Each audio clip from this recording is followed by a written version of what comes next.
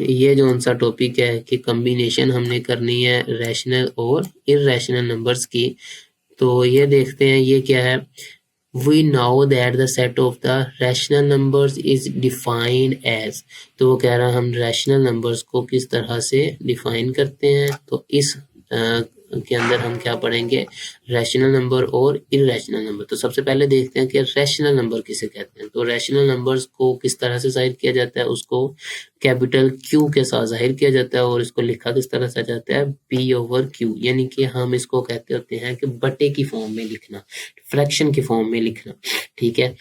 तो P and Q zone सा है वो बिलोंग्स करेंगे इंटीजर से। अब आप लोगों को ये बताता चलूं कि integers and the real numbers दोनों में क्या फ़र्क होता है। बेसिकली ये एक नंबर लाइन है, तो इसमें जो उनसे मुख्तलिफ नंबर्स आ जाएंगे ज़ीरो से, यहाँ पे ज़ीरो बिल्कुल मिड में आ जाएगा और यहाँ पे 1 2 3 ये पॉजिटिव वाले, और इसी तरह से इधर जो उनसे 1 2 3 4 ये नेगेटिव वाले आ जाएंगे, ठीक है। और इधर जो उनसे पॉजिटिव वाले आ जाएंगे।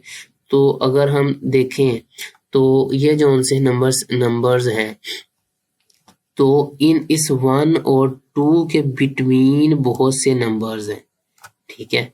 तो इन बिटवीन नंबर्स यानी कि 1.11 भी हो सकता है, 1.11 हो सकता है, ठीक है। तो ये नंबर्स हो सकते हैं इसके दरमियान, तो इसको हम कहेंगे रियल नंबर्स। लेकिन जिस नंबर्स के अंदर ये बिटवीन वाले नंबर शामिल हैं, यानी कि 1 और 2 के दरमियान जितने नंबर्स हैं वो ऐड ना हों, वो ना शामिल हों, तो उसको हम सेट ऑफ इंटीजर्स कहेंगे या इसको इंटीजर्स कहेंगे। तो ये इनके दरमियान एक मेजर फर्क है। The set of the irrational numbers Q dash contain those elements which cannot be expressed as the quotient of integers। तो यहाँ पे क्या कह रहा है कि ये जो सा इरेशनल नंबर्स को सेट को रिप्रेजेंट करने के लिए क्या जाहिर करते हैं, तो ये Q डैश कहेंगे, और रैशनल नंबर को जाहिर करने के लिए Q कहेंगे। contains those element which cannot be expressed as quotient of integers। तो यहाँ पे एक मेजर रैशनल और इरेशनल नंबर्स के दरमियान एक मेजर जो सा डिफरेंस है वो यहाँ पे है कि element can not be expressed, यानी कि हम उसको जाहिर नहीं कर सकते, बटे के अंदर फ्रैक्शन के अंदर हम जाहिर नहीं कर सकते। नेक्स्ट जो आंसर है, the set of real numbers is the union of the set of rational numbers and the irrational numbers. तो उस रियल नंबर्स के अंदर तमाम रैशनल और इरेशनल आ जाते हैं।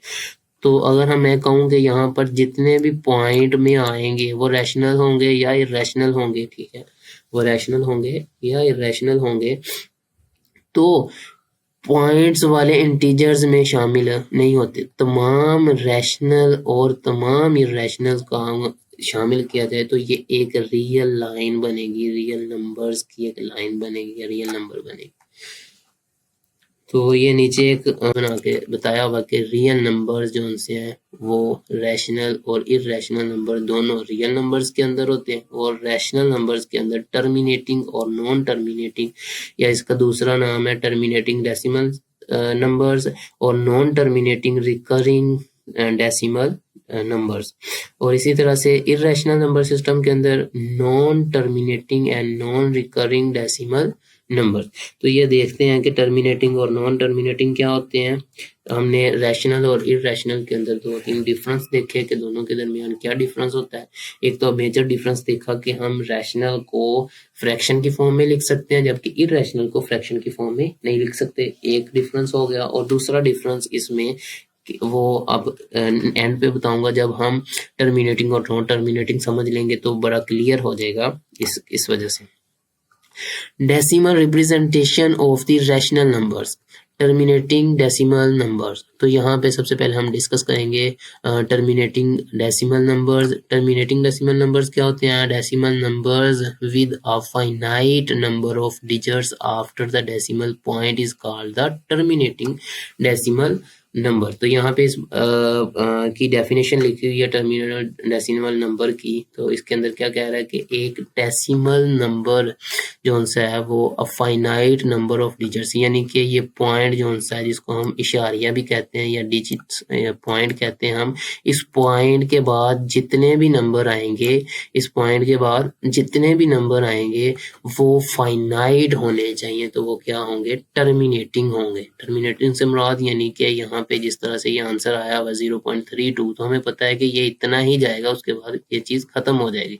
इसी तरह से अगर हम यहाँ पे कर लें 2/5 करते हैं, तो 2/5 को जब हम डिवाइड करेंगे तो इसका जो सा आंसर क्या आएगा? 0.4। तो 0.4 इसका आंसर आएगा। तो ये क्या होंगे? टर्मिनेटिंग, यानी कि पॉइंट के बाद किसी फाइनाइट नंबर्स होंगे। फाइनाइट नंबर से मुराद के एक हद तक नंबर जो गिने जा सकें, ठीक है। तो फर्ज करें कि यहाँ पे पॉइंट के बाद 1,00,000 नंबर्स आ जाते हैं, 25325, इसकी अगर सीरीज बन जाती है तो ये टर्मिनेटिंग होंगे। यानी कि हम 1,00,000 नंबर्स बेशक हैं, ज्यादा है लेकिन कम नहीं है, लेकिन गिन सकते हैं। तो जिसको गिना जा सके तो उसको क्या कहेंगे हम? Finite number.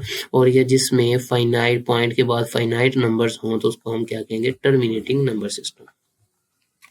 अगर आपको इसमें कोई भी कंफ्यूजन या कोई भी क्वेश्चन है तो आप कमेंट आउट को दूर कर सको। तो नेक्स्ट जो है non terminating and recurring decimal numbers. तो इसकी डेफिनेशन पहले करते हैं। The decimal numbers with an infinitely repeating pattern of digits after the decimal points are called non-terminating and recurring decimal number। तो यहाँ पे नॉन टर्मिनेटिंग की डेफिनेशन है, तो नॉन टर्मिनेटिंग की डेफिनेशन के अंदर क्या है उनको, लेकिन अगर आप लोग गौर करो तो ये देखें 333 ये एक ही सीरीज चल रही है, 16 या 166 एक ही सीरीज चल रही है। इसी तरह से 142857 142857, तो ये यहाँ पे ये, और फिर तो इसके बाद जो उनसे नंबर्स आएंगे वो भी यही होंगे। तो हमें पहले से पता हो, तो ये आप लोगों को क्लियर कर दूं कि सीरीज में आने वाले नंबर्स अगर हमें पहले से पता हो कि ये आएंगे, वो भी रैशनल्स होंगे, वो भी क्या होंगे? रैशनल्स होंगे।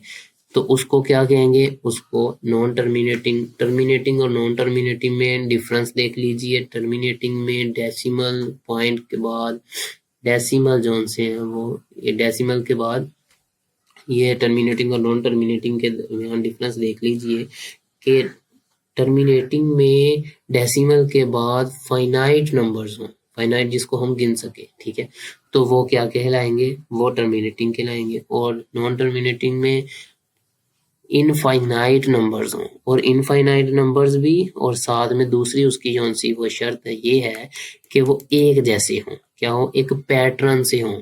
ये नहीं है कि कोई पैटर्न नहीं है, जिस तरह से ये देखें यहाँ पर पैटर्न बना हुआ है 142857, और यहाँ पर पैटर्न बना हुआ है 166 का, और यहाँ पर पैटर्न बना हुआ है 33 का, और यहाँ पर पैटर्न बना हुआ है 44 का। तो एक पैटर्न से चल रहे हों, यानी कि हमें इसके बाद हमें पता है कि ये कौन सा नंबर आएंगे, तो हमें पहले से ये पता हो कि अब कौन सा नंबर आएगा, तो उसको क्या कहेंगे? Non terminating.